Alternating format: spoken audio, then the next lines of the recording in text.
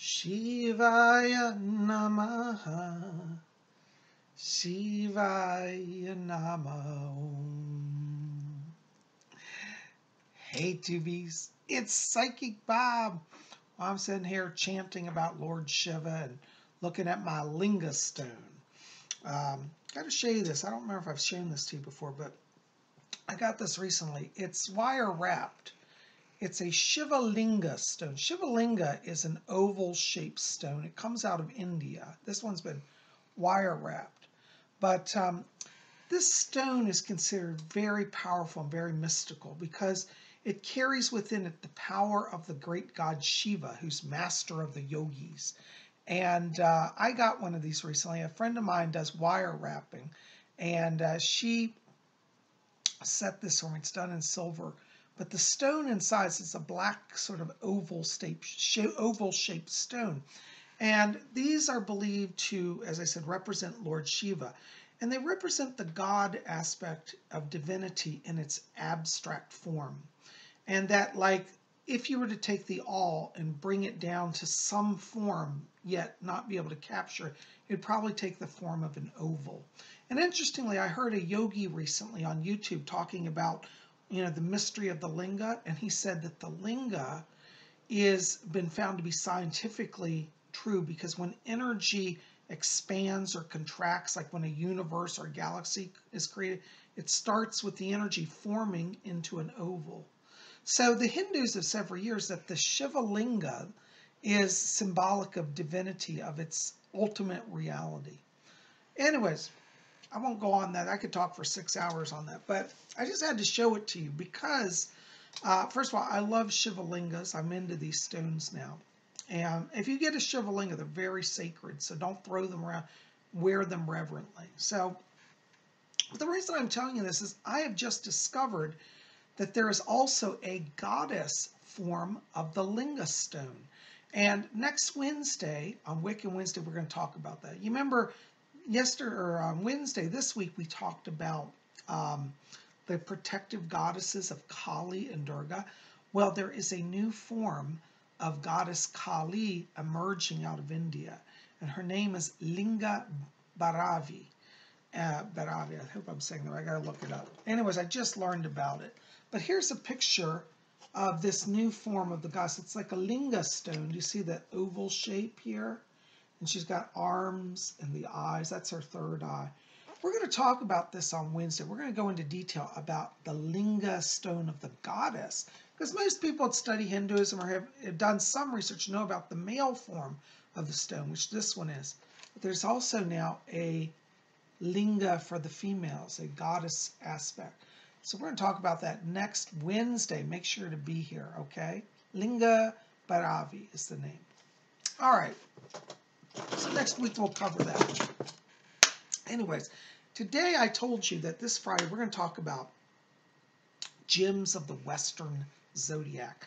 For those of you who were here last Friday, I hope you were here, I showed you my bracelet that I've got. This is what I call a Navaratna bracelet. And it contains 9 gems, which are the 9 gems of Vedic astrology. And it's believed that the 9 gems of Vedic astrology, if they're worn, protect the wearer and help balance out negative energy in their chart. Well, a lot of you wrote to me, you said, think about this is so fascinating. I want to learn more about these 9 gems, and I want to learn about the Western gems. Here you can see this bracelet up close. These are all real gemstones.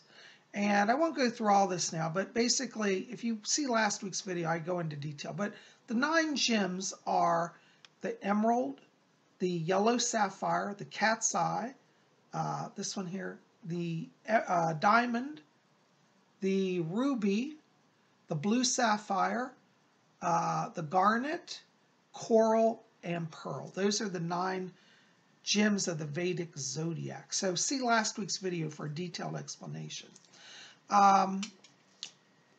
Here's our chart from last week as well. And so basically it shows, Mercury is associated with emerald, Venus with the diamond, Moon with Mars, Jupiter is the yellow sapphire, Sun is the red ruby, Mars is coral, Cat's eye is Ketu, blue sapphire is Saturn, and garnet is Rahu. And anyways, for detailed, as I said, explanation, see last week's video. I'm not going to go through all that now. But as many of you wrote to me, you said, Psychic Bob, in last week's video, you were saying that the ruby is associated with the planet of the sun. I thought that represented Mars. Well, good questions. Each of the planets in the Western zodiac aren't necessarily associated with gems as much as the times of the zodiac are associated with gems. Let me explain that to you. Here's the chart. Now, this is in the Western astrology. I'm not talking about India. I'm talking about in European astrology. There are various gems that are associated with the zodiac, but they're associated with the birth month rather than the planets. Okay? Now, this is an interesting chart, which in fact, I think that I'm going to put it up here so you can see a graphic close up. Okay? So you'll be able to freeze it later and look at it. So here's a graphic of this chart.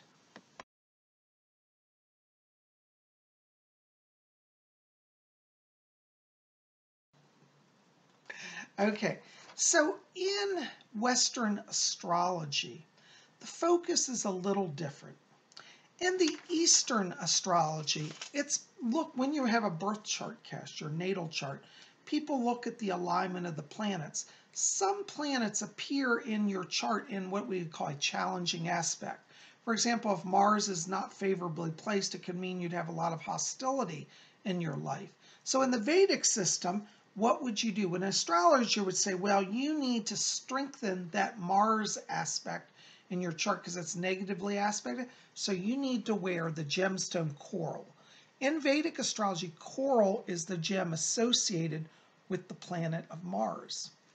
Now, the Western astrology is a little different because rather than looking at just the placement of the planets, they look at the time of the birth, what time you were born. And it's believed that the gems that are focused around the time that you were born bring you power, not necessarily individual planet gems. So here is the traditional chart, and I'm going to walk through this to explain this. Let me start with just traditional, and then I'll expand on that, okay, because this gets kind of complex. All right, for those born in the month of January, I'm born in the month of January, our stone is the garnet, okay? Doesn't matter, you're born January 1st, January 30th. Your stone is the garnet, okay? February stone is the amethyst. March is aquamarine. Now, these are what we call traditional. For a long time, for hundreds and hundreds of years, these have been the traditional stones. And then we'll get into the modern stones. Okay, April is the diamond. May is the emerald. June is the pearl. July is the ruby. August is peridot. September is blue sapphire. October is opal.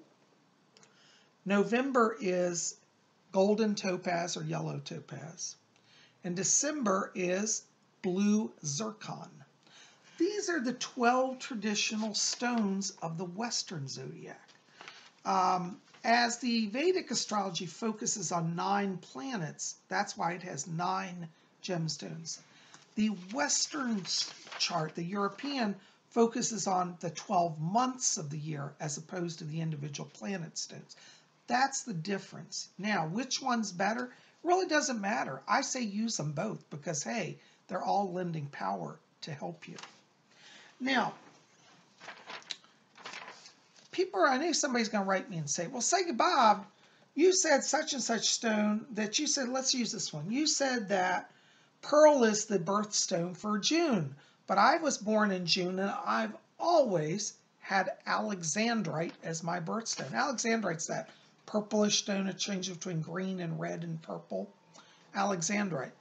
Well, the reason why that discrepancy occurs is that over the years in Western Europe and in North America, a lot of jewelers have kind of taken it upon themselves, perhaps, to expand the line of gemstones. I really think some of it's a marketing thing. I truly do. But that being said, from a mystical, from a holistic astrological perspective, these other stones are actually very well chosen for the signs as well. So the good thing is nowadays, if like, let's say your birthday's in June, and you say, I just don't really feel the pearl. People give me pearls. I'm not a pearl person, but they say that's my birthstone, so I guess I'm stuck with it. Well, nowadays you have some options because under the month of June in the Western astrology, you have a number of options. The modern stones associated with June are moonstone, alexandrite. Well, alexandrite's kind of traditional, that and pearl altar, but we'll call it a modern choice. So you've got moonstone, alexandrite, or blue alexandrite. There's different types of alexandrite. This is another one. This is alexandrite, the blue version. So you have 3 other stones that you can choose from. Okay. Now, down here at July, we have the ruby. Now, you'll notice there are 2 rubies here. Why is that? Well, traditionally, the stone for July was a dark red ruby, deep blood red. Nowadays, there are a lot of pink rubies on the market, and pink ruby is also considered the stone for July. So if you are traditionally a July baby and you've always got dark rubies, but you like pink rubies are now considered also a valid birthstone for that month, for the month of July.